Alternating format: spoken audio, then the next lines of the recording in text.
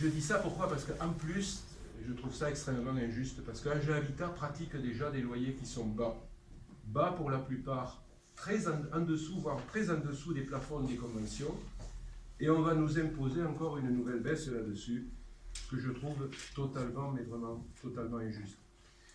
Alors, je vais un petit peu rappeler ce qu'est le logement social, qui est plus que centenaire, nous le savons à Agen, puisqu'Agen Habitat, le logement social a été lancé avant la guerre de 14, et Agen Habitat a eu son organisme dès 1925, puisque nous avons fêté nos 90 ans en 2015. Et j'ai regardé dans l'histoire, enfin j'ai une certaine ancienneté dans cet univers, et pour la première fois de notre existence, et pas seulement les 30 et quelques dernières années, mais depuis 90 ou 100 ans, pour la première fois dans notre existence, on change du jour au lendemain totalement la règle du jeu.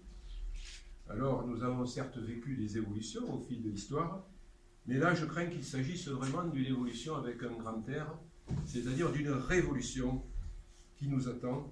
Et je le regrette un petit peu parce que dans le passé, les gouvernements successifs ont fait toujours preuve d'une extrême prudence envers nos structures, qui hébergent les plus défavorisés, mais surtout qui hébergent les gens, les familles qui sont qualifiées de difficiles, et j'insiste là-dessus. Nous hébergeons les familles difficiles dont personne ne veut. Je crois qu'il faut se le dire, il faut les loger. Il faut les loger pour la paix sociale. Et nous sommes garants, hein, nous sommes garants de cette paix sociale dans nos quartiers.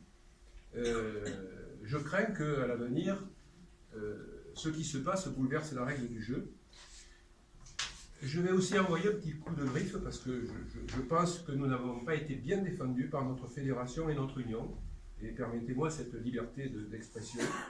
Pour moi, ils n'ont pas été à la hauteur face aux ambitions de jeunes élus et face à Bercy. C'est-à-dire il y a de nouveaux élus qui arrivent, très ambitieux, hein, je n'ai pas peur de le dire.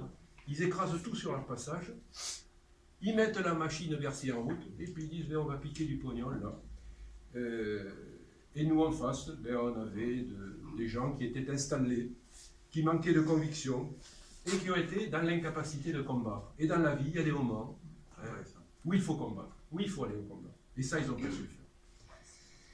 Alors, bon, c'est comme ça. On en est là aujourd'hui, mais je ne pouvais pas ne pas dire ce que je pense haut et fort. Pardonnez-moi.